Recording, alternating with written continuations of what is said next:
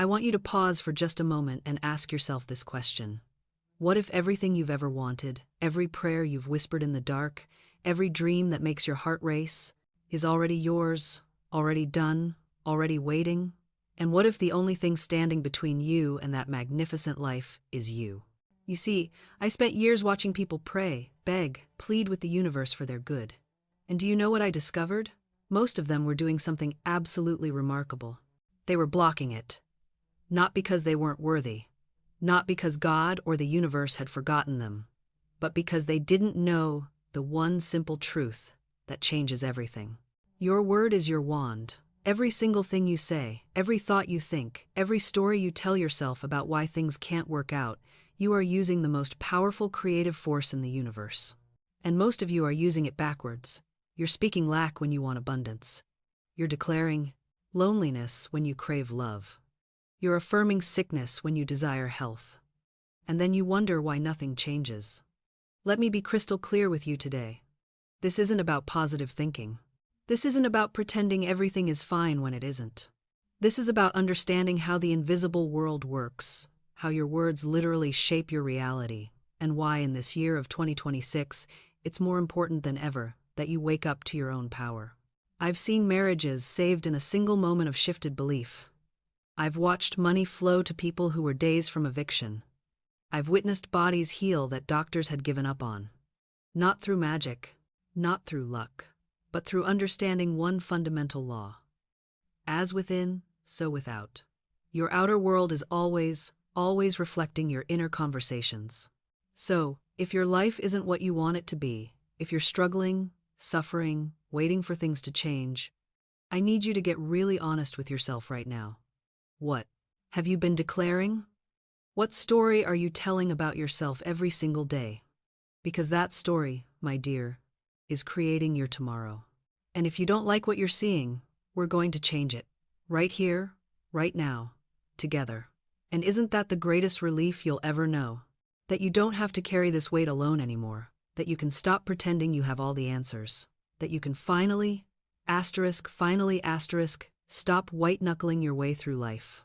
Because here's what I've watched happen, over and over again. The moment you truly surrender, not in defeat, but in trust, everything shifts. The doors that were slammed shut suddenly swing open.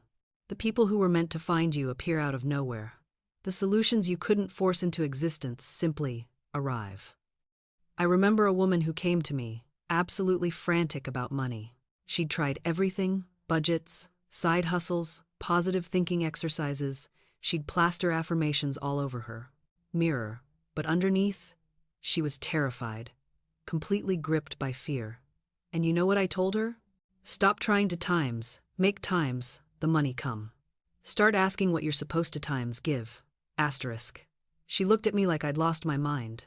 Give? She could barely pay her rent, but she tried it anyway. She stopped obsessing over her bank account and started asking, what can I offer today? Where can I serve? Within 1 week times, someone offered her a job she'd never even applied for. Better pay, better hours. It seemed to materialize out of thin air. But here's the thing.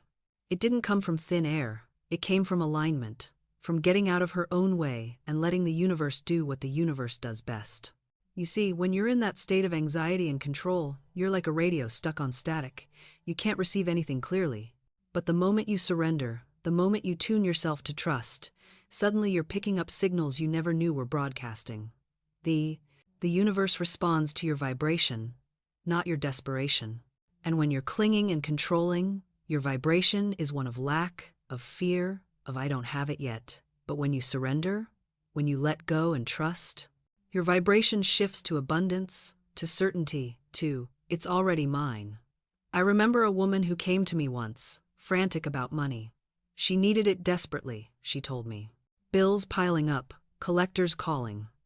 Every morning she'd wake up in a cold sweat, calculating, worrying, trying to figure out where the money would come from.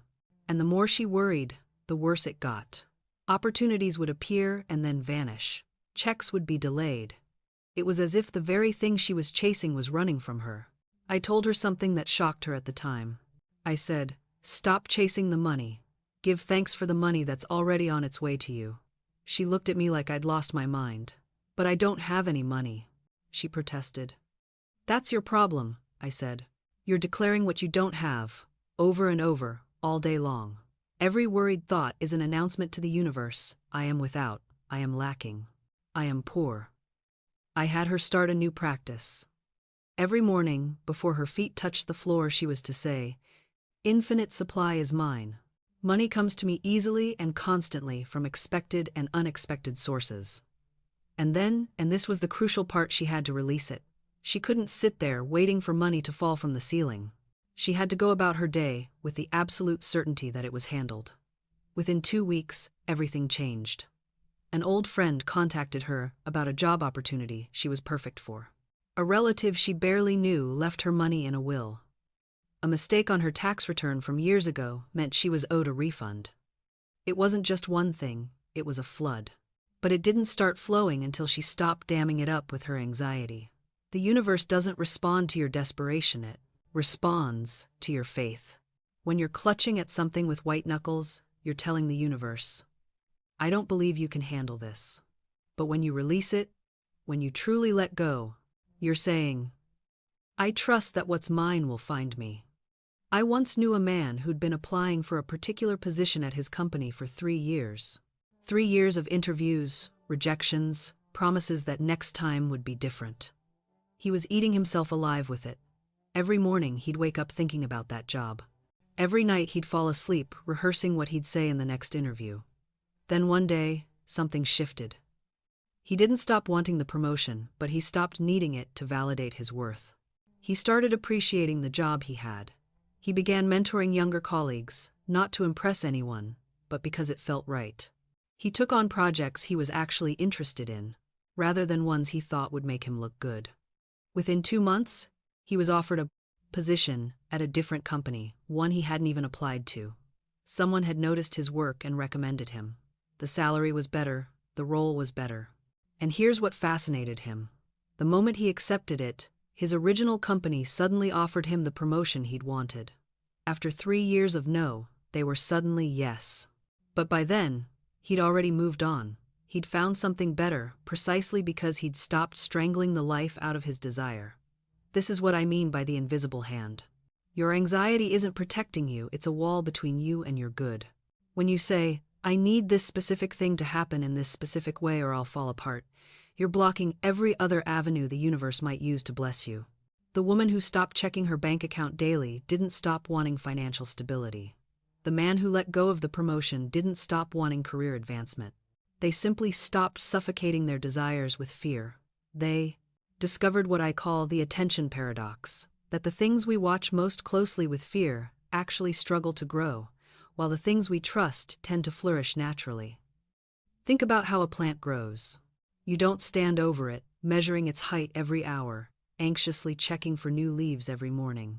That kind of attention would drive you mad, and it wouldn't help the plant one bit.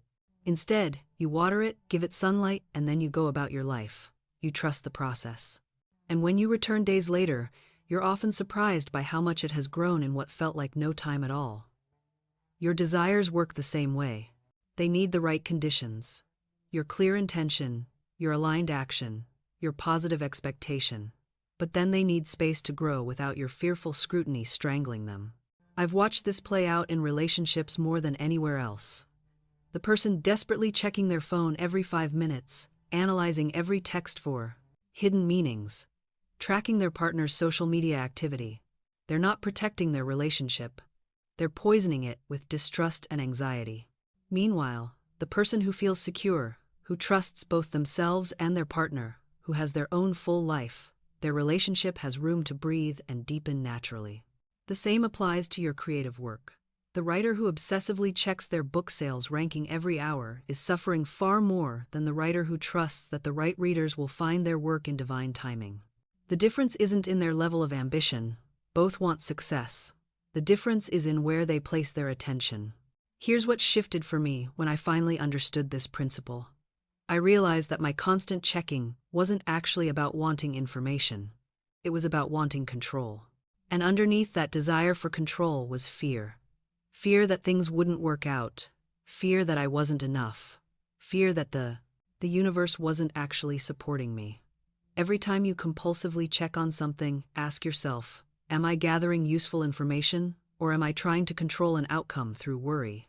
Because worry masquerading as vigilance is still just worry, and worry is negative prayer. The moment I stopped checking that phone every 5 minutes, something shifted. Not in my external circumstances. At first, nothing changed at all, but internally, I felt this lightness, this freedom. I had been carrying around this invisible weight, and I didn't even realize it until I set it down. That's what surrender does. It doesn't make you passive or defeated, it makes you available. Available for new opportunities, available for unexpected solutions, available for grace to move in your life. But you can't be available when your hands are white-knuckled around something you're trying to force. I've watched people miss their miracles because they were so busy trying to manufacture a specific outcome. A woman I know spent years trying to force a relationship with someone who was clearly not aligned with her highest good. She prayed, she visualized, she affirmed, but it was all aimed at bending this person's will to match her desire. And the universe kept sending her signs to let go. Doors kept closing, yet she kept prying them back open with a crowbar of determination. Meanwhile, the person who was actually meant for her, someone who would have cherished her, supported her growth, matched her energy, came into her orbit briefly, and she barely noticed. She was too busy staring at the locked door to see the open window. That's the tragedy of misplaced persistence. We think we're being faithful, loyal, committed, but sometimes we're just being stubborn. There's a vast difference between holding a vision and strangling an outcome. Here's what changed for me. I started treating my desires like seeds instead of machines. With a machine, you pull levers and push buttons and expect specific results. You control the inputs to control the outputs, but with a seed, you plant it, you water it, you give it sunlight, and then you trust the intelligence within that seed to become what it's meant to become. You don't dig up a seed every day to check if it's growing. That would destroy it. Yet we do this constantly with our desires. We plant them with affirmations and prayers, then immediately dig them up with doubt and checking and worry. Is it happening yet? Why isn't it here? Maybe I should do something different. Maybe I should try harder. And that's the moment you break the bridge. That's the moment you snap the invisible thread between your desire and its manifestation. The universe was already arranging everything. It was lining up the people, the circumstances, the synchronicities. But doubt is like putting up a wall between you and what's coming toward you. I've watched people do this over and over again. They speak their word. They claim they're good. And for a week, 2 weeks, maybe even a month, they're steady, they're faithful, they're standing on the rock of their conviction. And then one small delay, one unexpected bill, one person who says something discouraging, and suddenly they're in full retreat. They're back in the land of effort and struggle, trying to figure out how to make it happen themselves. This is where most people lose their demonstration, right here. In this gap between the declaration and the manifestation, in this space where faith is tested. But here's what I learned after years of watching this divine principle at work. The universe doesn't respond to your words. It responds to your conviction. It doesn't hear what you say. It feels what you believe. You can affirm all day long that abundance is yours, but if underneath that affirmation there's a trembling, a wavering, a quiet voice that says, "But what if it doesn't work?" Then that's what's being impressed upon the universal substance. Your subconscious mind, that faithful servant, doesn't argue with you. It doesn't debate. It simply accepts what you genuinely believe and proceeds to manifest it in your outer world. This is why persistence in faith is everything. Not persistence in action, not persistence in struggling and efforting and trying to manipulate circumstances, but persistence in the inner knowing that what is yours by divine right is already on its way. I remember a woman who came to me, frantic because she needed a specific sum of money by a certain date. We spoke her word together. We declared that infinite supply was her divine heritage and that this money was already hers in the invisible. She left my office, peaceful, aligned, certain. But 3 days before the deadline, she called me in a panic. Nothing had appeared, no check in the mail, no unexpected gift, no opportunity, nothing. "Hold steady," I told her. "Your demonstration is already made in the invisible. Don't snatch at it with your anxiety. Don't strangle it with your fear. She held. She wavered, but she held. And on the very last day, the final hour, a relative she hadn't spoken to in years called to settle an old debt she'd completely forgotten about. The exact amount. To the penny. She laughed when she told me. Not a bitter laugh, but the laugh of someone who finally understood the game. She said it felt like the universe had been playing a cosmic joke, seeing how long she could hold the vision before cracking. But she didn't crack. And that's what made all the difference. Now, most people would call this coincidence. Lucky timing. But I've seen this pattern repeat itself too many times to dismiss it as chance. The thing people don't realize is that when you make room in your consciousness for abundance, you're not just hoping for it to arrive. You're becoming a vibrational match for it. You're tuning your radio to the frequency where prosperity already exists. And here's something crucial that nobody wants to hear.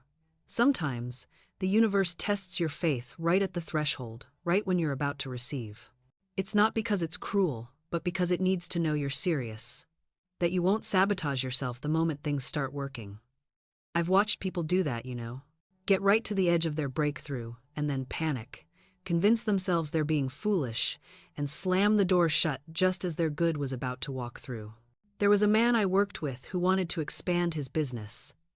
He spoke his word, visualized the expansion, felt grateful for it in advance. Within weeks, an opportunity came that would have taken him exactly where he wanted to go. But it required him to take a risk, to step into unfamiliar territory. And you know what he did? He talked himself out of it. Too risky, he said. Not the right time. I'll wait for something more certain. That something more certain never came. Because the universe doesn't respond to half-heartedness. It responds to commitment. To the person who says, I believe this so completely that I'll move when the door opens, even if I can't see the entire staircase. Your faith has to be bigger than your fear. Your vision has to be clearer than your circumstances. And most importantly, your words have to align with what you claim to believe. You can't speak prosperity on Sunday and poverty on Monday. You can't affirm abundance in the morning and complain about lack all afternoon. The subconscious mind is listening to every word, taking notes, and creating accordingly. Now, I want you to understand something profound about the nature of this mental work. Many people say to me, but Florence, I've been affirming for weeks and nothing has changed. And when I inquire further, I discover they're affirming for 10 minutes in the morning and then spending the rest of their day in anxious conversation, worried speculation, and fearful planning. This is like planting a garden and then immediately stomping through it with heavy boots. You're undoing your own work. The secret to working with the subconscious mind is unwavering consistency. Your words must become your atmosphere. The consciousness you hold most consistently is the one that manifests. Not the one you visit occasionally, but the one you live in. I knew a woman who wanted desperately to sell a property that had been on the market for 2 years. She would affirm, this property is sold quickly and easily to the right buyer, but then immediately call her friends to complain. I'm never going to sell this place. The market is terrible. I'm stuck with this burden forever. Can you see what she was doing? She was building with one hand and tearing down with the other. She was planting seeds of success and then pouring poison on them before they could sprout. I finally told her plainly, you must choose which reality you're going to speak into existence. You cannot serve two masters. Either you believe in the power of your word to create, or you believe in the power of circumstances to defeat you. But you cannot believe both. She made a decision that day. She decided that every time she spoke about that property, she would speak only from the end result. If someone asked about it, she said, it's in the process of being sold. When fear arose, she would say, I give thanks that the right buyer is now claiming this property. Within 3 weeks, she had a buyer.